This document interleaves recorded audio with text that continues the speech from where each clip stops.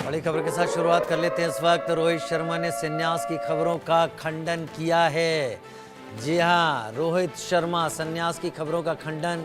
Sydney test का दूसरे दिन भारतीय गेंदबाजों ने किया कमाल। एक लय में दिखी भारतीय गेंदबाजी। रोहित शर्मा ने संन्यास की खबरों का खंडन किया। एक लय में भारतीय गेंदबाजी दिखी है। टेस्ट से संन्यास पर रोहित शर्मा ने तोड़ी चुप्पी। सिडनी टेस्ट के दूसरे दिन रोहित शर्मा का बड़ा खुलासा, सिर्फ एक टेस्ट में नहीं खेल रहा हूं, टीम के हित में मैंने फैसला लिया है। भारत के लिए सिडनी टेस्ट जीतना काफ़ी अहम है। बॉर्डर गावस्कर को रिटेन करना ज़्यादा ज़रूरी है। जल्द से जल्द पूरे दम के साथ लौटूंगा।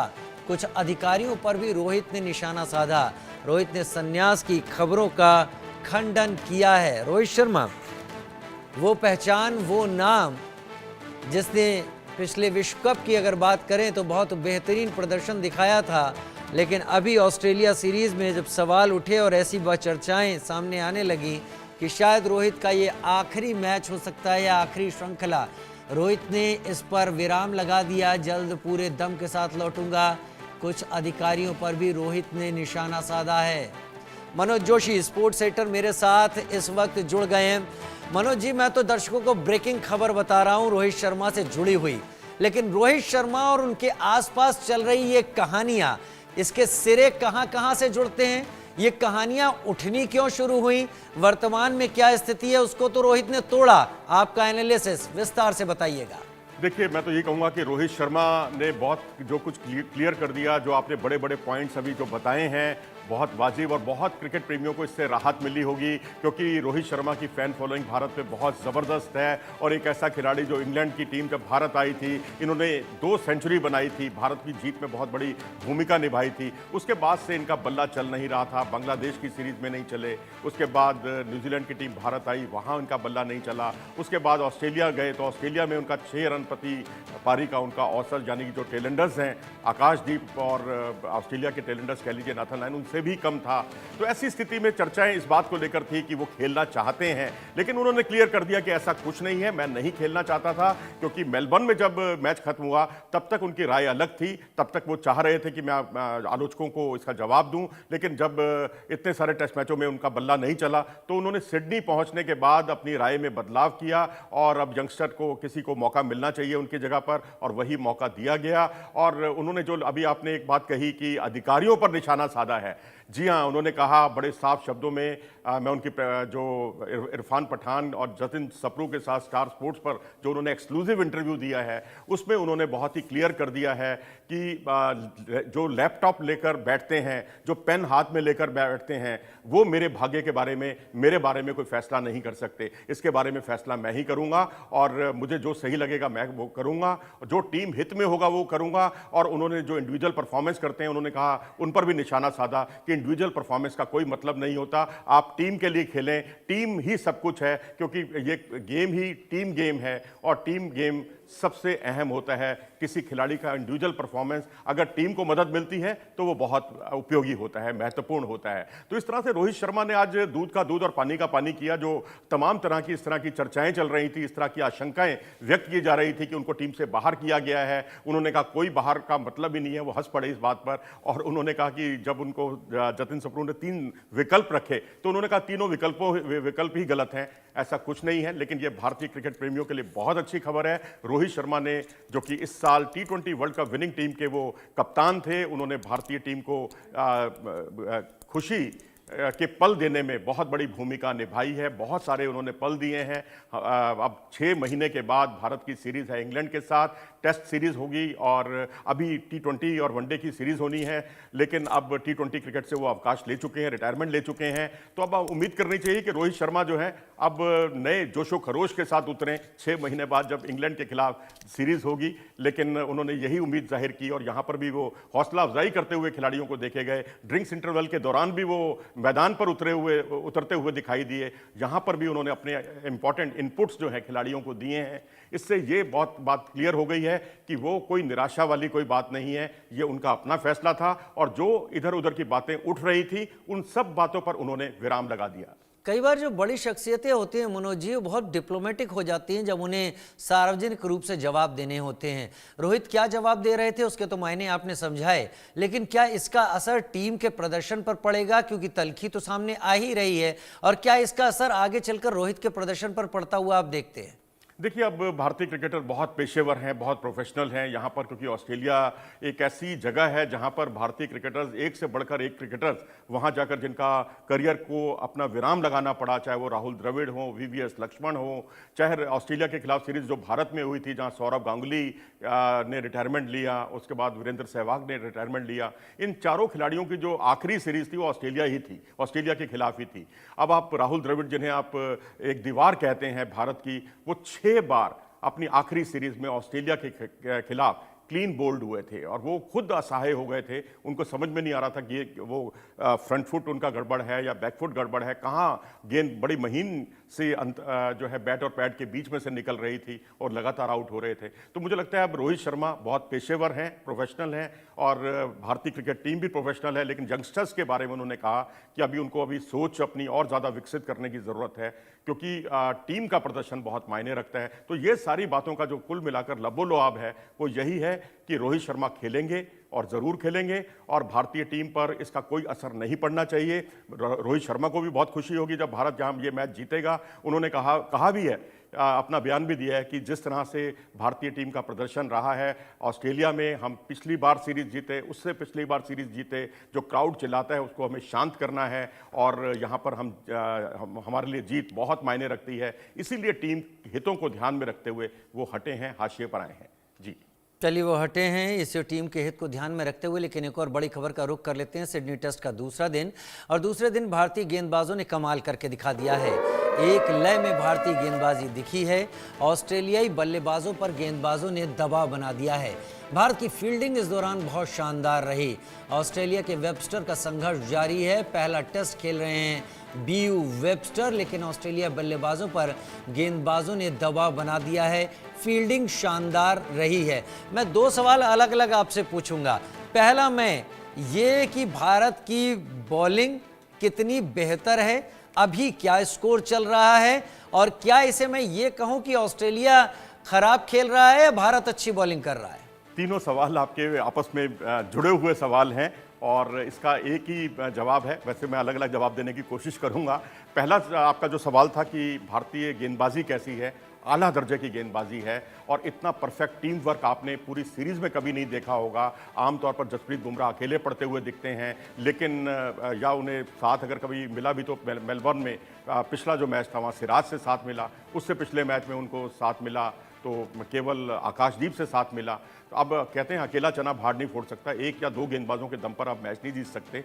लेकिन जहां हमारे जो चारों फ्रंटलाइन बॉलर हैं, तेज गेंदबाज हैं, चारों ने अच्छी गेंदबाजी की है। और तो और नीतीश रेड्डी ने अभी जो एक लम्हा जुटाया है, भारत को 2 विकेट बैक टू बैक उन्होंने दिलवाई हैं 2 लगातार ओवरों में, वो बड़ी कमाल की गेंदबाजी थी उनकी भी, जिनको बहुत हल्का माना जाता था गेंदबाजी में। और उससे पहले प्रसिद्ध कृष्णा ने पहले अपनी तेज गति की रफ्तार से गेंदबाजी की, फिर उसको कम किया दूसरे स्पेल में, तीसरे स्पेल में फिर उन्होंने अपनी गति को बढ़ाया। इसी प्रयास में वो 2 विकेट चटकाने में कामयाब हो गए। स्टीव स्मिथ और एलेक्स कैरी के, दोनों बहुत खतरनाक हो रही थी उनकी जोड़ियां, और वहां पर उन्होंने वेबस्टर के साथ दोनों ने अच्छी भागीदारी की थी, तो वहां उन्होंने विकेट चटकाए।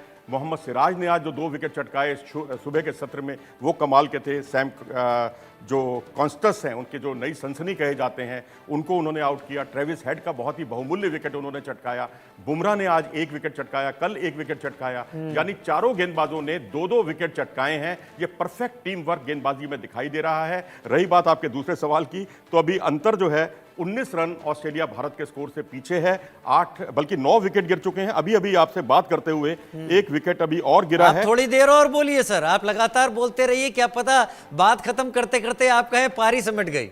जी हाँ, बिल्कुल। प्रसिद्ध कृष्णा को तीसरा विकेट मिला है, तो इस तरह से प्रसिद्ध कृष्णा इस होड़ में आगे हो गए हैं। लेकिन चिंता की बात यह थी कि जसप्रीत बुमराह जो तीसरी बार मैदान छोड़कर गए थे और उनकी मांसपेशियों में खिंचाव दिखाई दे रहा है, ये थोड़ा सा चिंता का विषय है, खासकर दूसरी पारी में। लेकिन उनकी गैर मौजूदगी में भी प्रसिद्ध कृष्णा ने, नीतीश रेड्डी ने कमाल का अपना मोर्चा संभाला और विकेट चटकाए नियमित अंतराल से। और अब यहाँ क्योंकि 9 विकेट गिर चुके हैं और अंतर अगर आप देखेंगे तो अब जो है ऑस्ट्रेलिया भारत के स्कोर से 19 रन पीछे है।